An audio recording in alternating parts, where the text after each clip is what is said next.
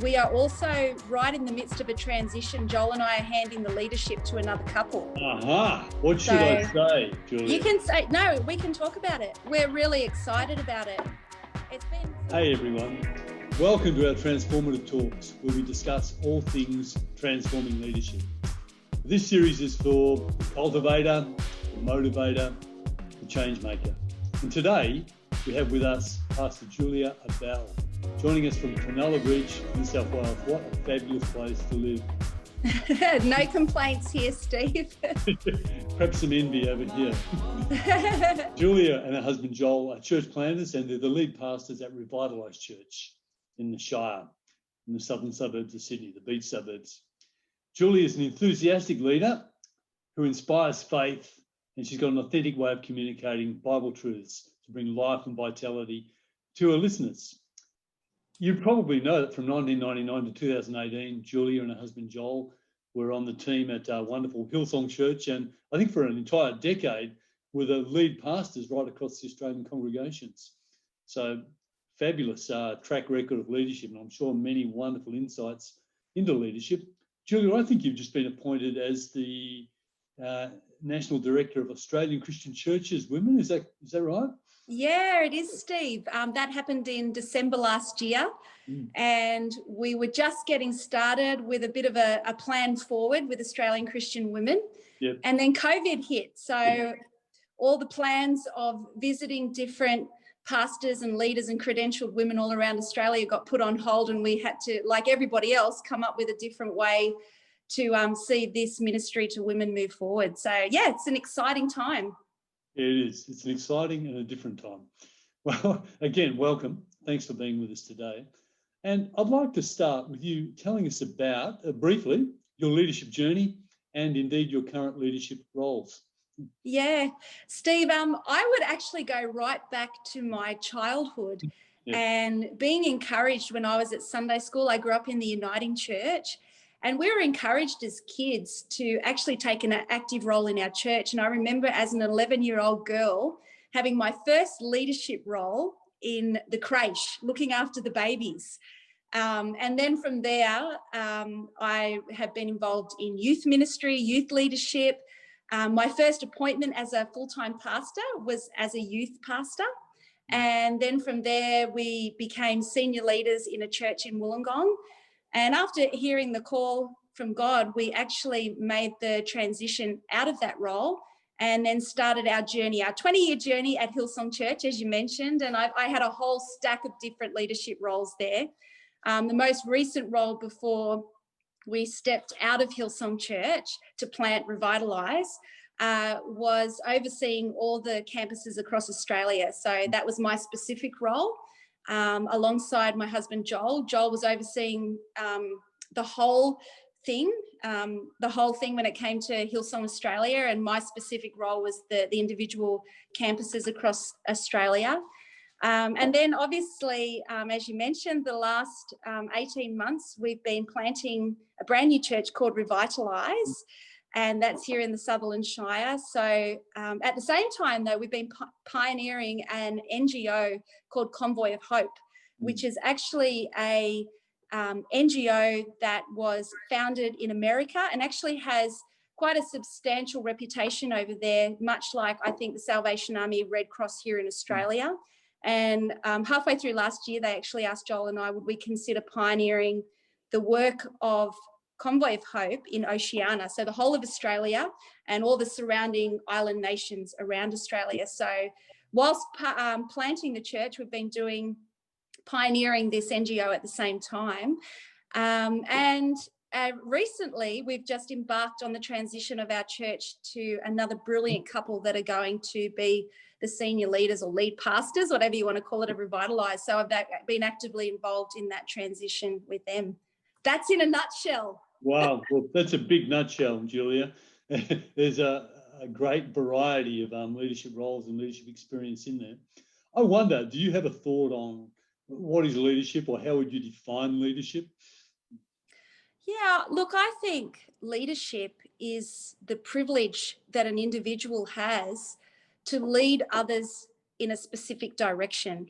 Yeah. And I think, leadership in the church is leading people towards Jesus. And it's a sphere of influence that a person is afforded to, I guess, take people in that direction. So that's a definition in a nutshell. There you go. Yeah, leadership, influence directed towards achieving objectives, and of course bringing people along with you. Do you think, and maybe you've already answered this, but do you think Christian leadership is distinctive? I actually do. I 100% think it is. I've worked under leaders both inside and outside the church. And as I have embarked on the leadership journey over a number of decades, what I've realised is the leadership journey as a Christian is one of servanthood. And I think it needs to be marked by servanthood. And I guess I find the scriptures around Philippians 2, which describe the kind of leader, person, Messiah, Christ person that Jesus was, is something that we have the privilege of emulating in our life. I think Christian leadership is all about putting others first.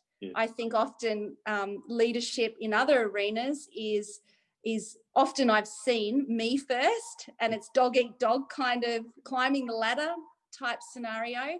Whereas I think Christian leadership is all about empowering and lifting others up to be who God's called them to be. So it's a kneeling down, so to speak, to lift others up. Yeah, you were referring to Philippians 2, where Jesus, who being in very nature God, considered equality with God not something to grasp, but emptied himself and became like us. And of course, Paul says that's the attitude we should have. Yeah. Look, I wonder, any particular qualities you think would make one a good or a Christ-like leader? Yeah. Look, I think humility is my number one. It definitely sits right there at the top. I have served alongside all kinds of personalities and leaders, and I think the type of leader that leaves a lasting impression on me is one that is truly humble of heart, and one that truly serves from a place of security. I really am impressed by those leaders that are secure leaders. They're not trying to be like other leaders, but they understand how God has fashioned them and wired them, and then are not tempted or coerced to be someone other than how they've been wired. I think one of the things that I've noticed over the years is, particularly in young leaders, how they have tried to become what others expect or want them to become. To me, that's a recipe for failure in leadership. I actually think that if we're going to become like anything, it's like Jesus. But we also have got to get really confident in the way that he has created us and wired us. And I think it's saying no to the pressure to be something that we're not, and yes to being who God's created us to be. Yeah, good answer, Julia. I wonder, and you would have thought about this a lot, but how would you describe your own leadership style? Oh, look, Steve, I would actually hope others would say about me, I would say three things, and they're 3 E's, and maybe there's a little fourth E, but it's how I'm wired. So I hope people would say I'm an empowering leader. And when I mean empowering, not of the tasks or positions that I want people to hold, but I pray people would say of me that I'm empowering of what God is wanting them to do in life and in the sphere that they feel like he's leading them. I would hope that they would say about me that I'm encouraging, and that my leadership would be marked with putting courage in people to be everything that God's called them to be. And I also pray that they would say that I'm an empathetic leader, that I truly embarked on understanding where people are coming from, their season that they're traveling through, and that I took that into consideration in the way that I led them. And if I was going to give you a fourth E, it would be, hopefully they would say I was energetic, that I had a passion for everything that I did, and that I had an endurance with that energy. Yeah, right. What about Revitalised Church the last couple of years? And you can even reflect back on the Hillsong if you like. Yeah. how do you think influence is exerted in Revitalise and even perhaps previously in Hillsong? Look, I think it's example. I think I would say that's the first thing that comes to my mind. Don't lead a church in a way that you wouldn't expect anybody else to come up under, for example. So I think you got to lead by example. And yeah, I hope that Joel and I have done that at Revitalise. And when I say example, it's not just in our Christian character or behaviour or style of leadership, but I think in particular it's in pointing people to Jesus. I pray I'd be an example. When it comes to Revitalise and planning Revitalise, our core mission was to point people to Jesus. Yep. And even in their decision making, it wasn't to influence them with our personal preferences or opinions, but to keep pointing people to Jesus. And it's an interesting thing, Steve, because it's not as well received as what I imagined it would be. Yeah. People often want you to tell them what to do. People want you to, give them advice, which, I know that there's wisdom that comes from wise counsel, and I understand that.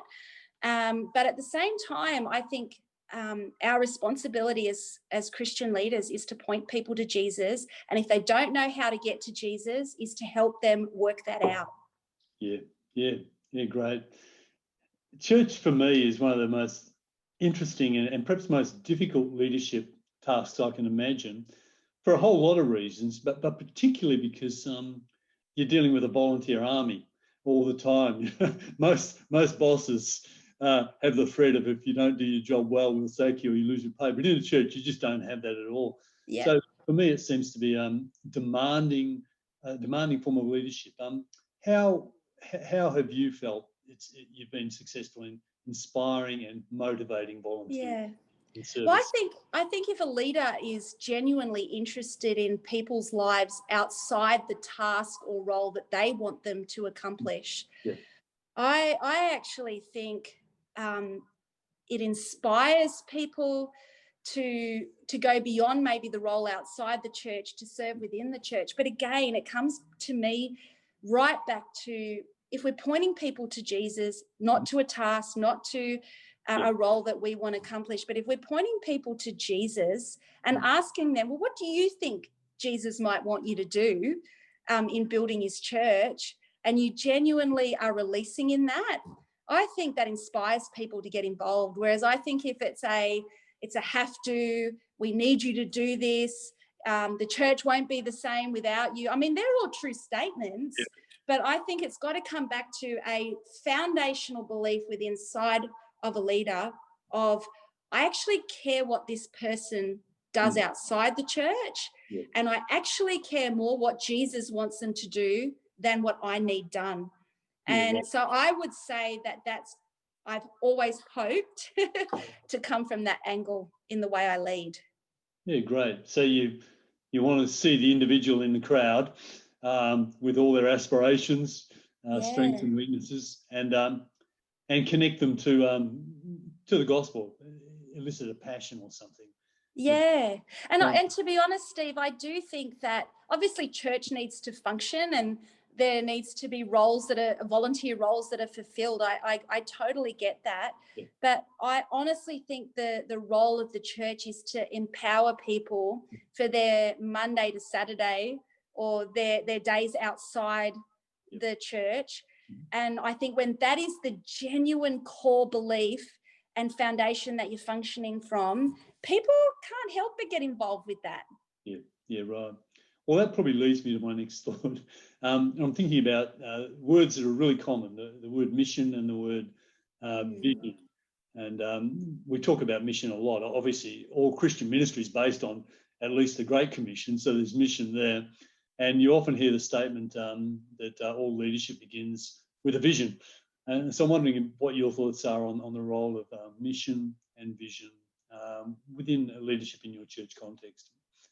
Look, there's no doubt it has a place within the church, and there's no doubt that churches that have seemed to attract more people to their congregations, to their family, seem to have a very compelling vision. But I'm the biggest believer in the commission that you were talking about. Yeah. And that should be the church's greatest drive. And so the Great Commission, go into all the earth and make disciples of all men and women, baptizing them in the name of the Father, Son, and the Holy Spirit. And behold, I'm with you always, and even to the very ends of the age. I'm all about a mission that sees the Great Commission fulfilled. And I've seen all types of leaders present vision. And for me, it's not a certain type of leader that does that better. It's just a leader that does that with authenticity, actually, that I think is the most compelling. Yeah, right. Thank you for that. Well, what advice would you give to the leaders listening to us and watching this video? Hands down, I would say be yourself. God has wired you a certain way. You're not fashioned and put together that way by accident. The Bible talks about in Psalm 139 that you are knitted together in your mother's womb. And God did that. And so he knows how you're wired. He knows your differences to other people. You're unique. I would say be confident in that uniqueness. Avoid comparison. Comparison is a killer of all the things for you being your truly unique self. I would say to you, resist the temptation to be who others want you or desire you to be. You've actually got to be true to who God's created you to be. So, yeah, just be you. And the world needs another you. It doesn't need another replica of someone else. Oh, I'm back. Hey, that's so true, Julia. That's quite interesting. You mentioned Psalm 139.